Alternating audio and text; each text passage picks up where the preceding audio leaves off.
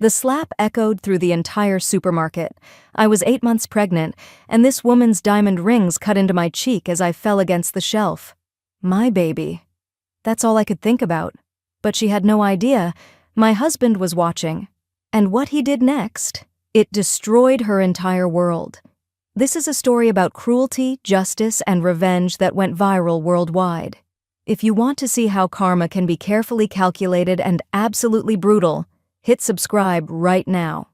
Trust me, you won't want to miss what happens when this woman discovers who she really messed with. Let me take you back to the worst, and somehow best, day of my life. My name is Maria, and if you saw me on the street that Saturday morning, you'd think I was just another tired, pregnant woman doing her grocery shopping.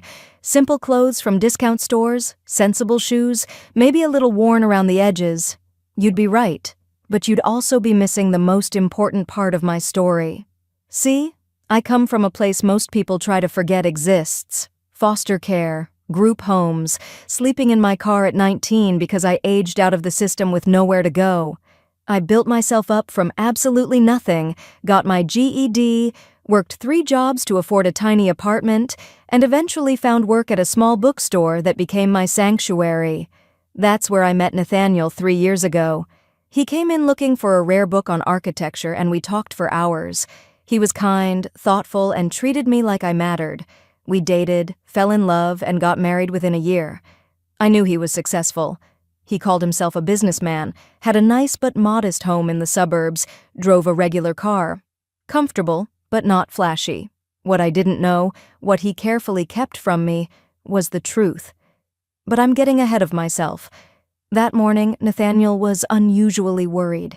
He insisted on getting the groceries himself, told me to rest, practically begged me to stay home. But I've always been independent. Survival taught me that, so I insisted I was fine. I needed to pick up specific items for the nursery, things I wanted to choose myself. He finally agreed, but there was something in his eyes I didn't understand then. Concern, maybe even fear. He kissed my forehead and said he'd catch up with me later. I didn't know he meant that literally. The supermarket in Ashford Hills was fancier than where I usually shopped, but they had the organic baby products my doctor recommended.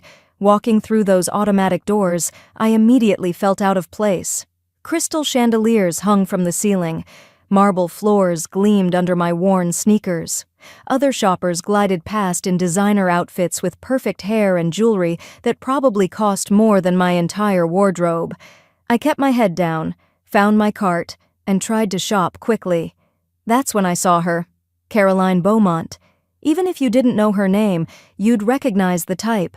Mid-40s, flawless cosmetic work, dripping in labels and diamonds, surrounded by 3 other women who laughed at her every word. I'd seen her before around town, heard the stories. People called her the Queen of Ashford Hills, but the stories I'd heard were darker than that title suggested. She was known for destroying people who crossed her, ruined reputations, ended careers, crushed businesses. Her husband Gregory ran one of the most powerful law firms in the state, and together they were untouchable, or so everyone thought. I tried to avoid her aisle, but the store was crowded and I needed items from everywhere. My back was aching, my feet were swollen, and I just wanted to finish and go home. That's when it happened, except it wasn't an accident like I initially thought. I understand now that Caroline saw me first.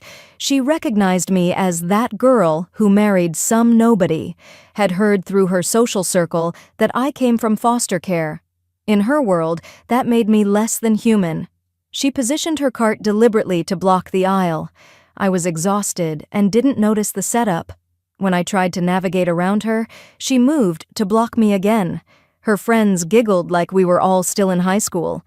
Finally, I attempted to squeeze past, and my pregnant belly bumped her cart because she pushed it into me at the last second.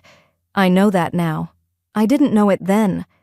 What happened next still plays in my nightmares. Caroline exploded, not in genuine anger, but in calculated theatrical rage. She screamed about assault, clutched her hand dramatically, and the entire store turned to stare. My face burned with humiliation. I tried to apologize, my voice shaking, tears already forming, but Caroline wasn't interested in apologies. She wanted a show. Did they teach you manners in whatever gutter you crawled from? Her voice was loud enough for everyone to hear. People like you shouldn't be allowed in stores like this. You should know your place. I felt something inside me crumble. Those words, know your place, they brought back every horrible moment of my childhood, every time I was made to feel worthless, unwanted, less than. My hands went protectively to my belly, and I tried to back away. That's when she struck me. The slap wasn't just hard, it was vicious. Her rings caught my cheekbone and split the skin open. I felt the warm trickle of blood before I felt the pain. The force knocked me sideways into a shelf, and I went down, hitting the floor hard. All I could think about was my baby. Please let my baby be okay. I was sobbing, terrified, bleeding, and Caroline was standing over me like some kind of monster from a nightmare. But she wasn't finished. That baby will probably be as worthless as you, she said, and her friends laughed. Actually laughed. One of them was filming it on her phone. Caroline pulled out her own phone and took pictures of me crying on the floor. This is what happens when trash doesn't know its place, she announced to the store. She threatened to call the police and accuse me of assault, said her husband Gregory would bury me in lawsuits so deep I'd lose everything. They'll take that baby away from you, she hissed. You're not fit to be a mother anyway. I couldn't breathe. The panic attack was crushing my chest. Other shoppers stood frozen, too intimidated to help.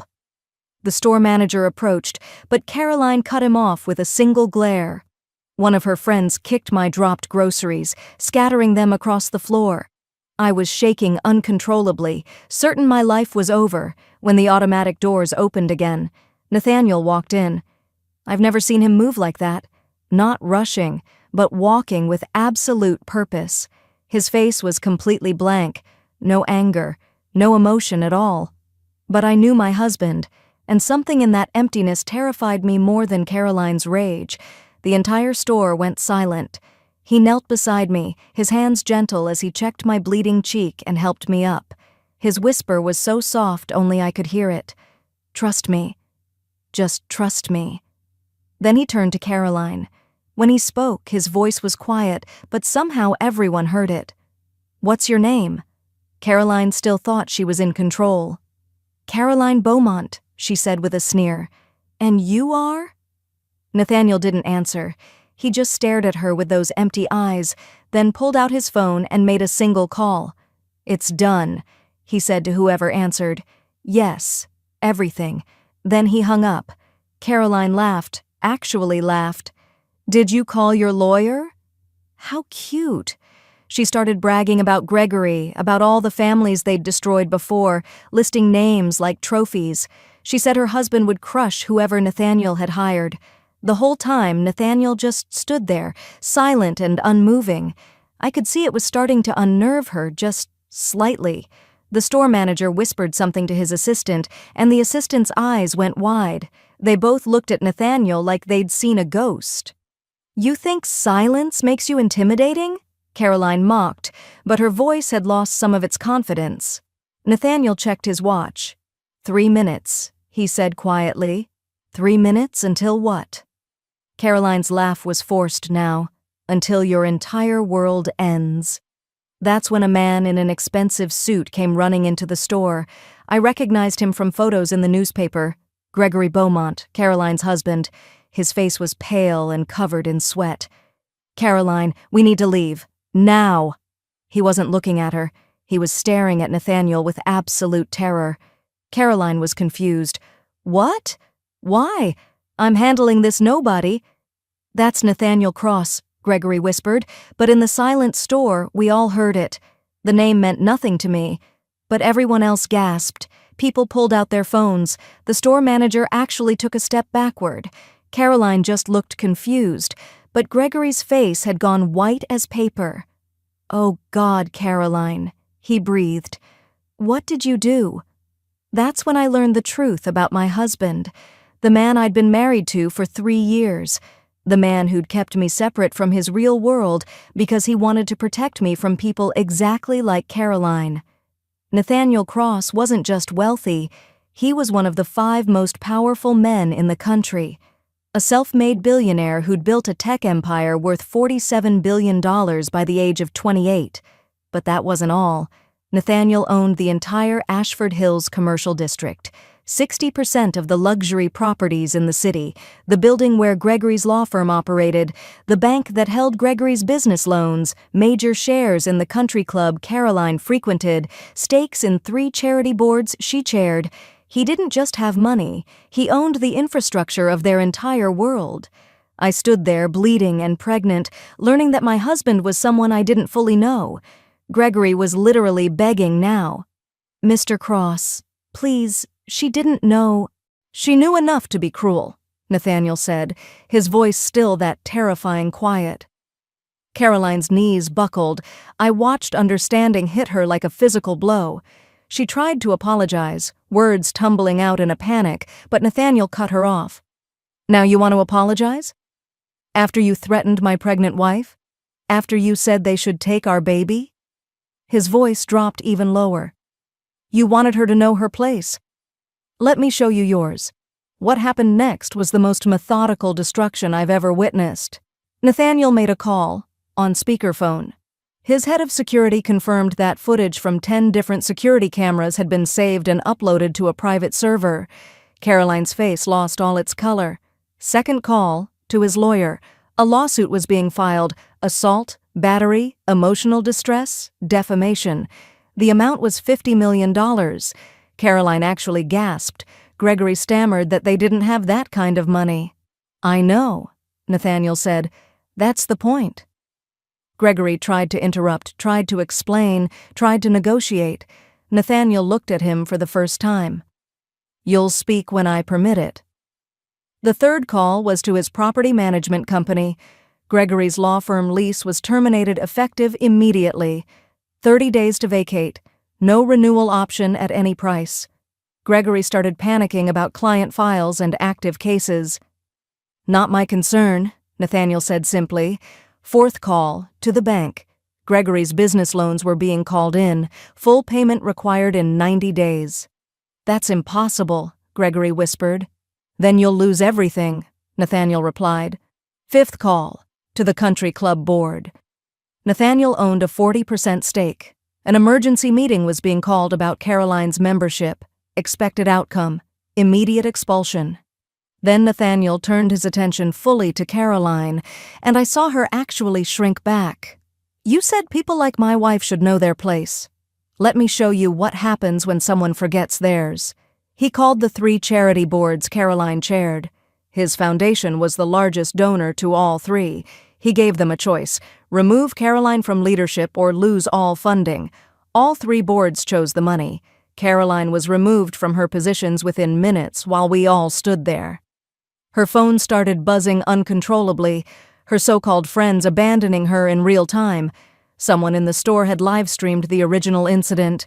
Caroline was already trending on social media, and not in the way she was used to. But Nathaniel wasn't finished. What he said next broke something fundamental in Caroline, and honestly, in me too. "Do you know why I married Maria?" he asked. Caroline just shook her head, tears streaming down her face.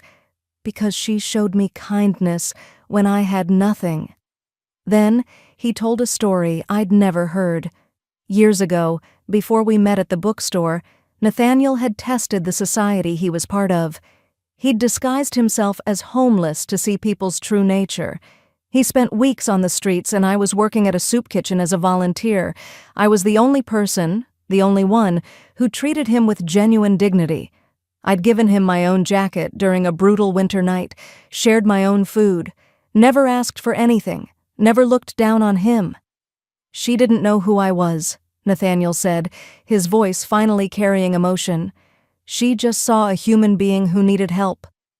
I was crying now, understanding for the first time the depth of what we meant to each other.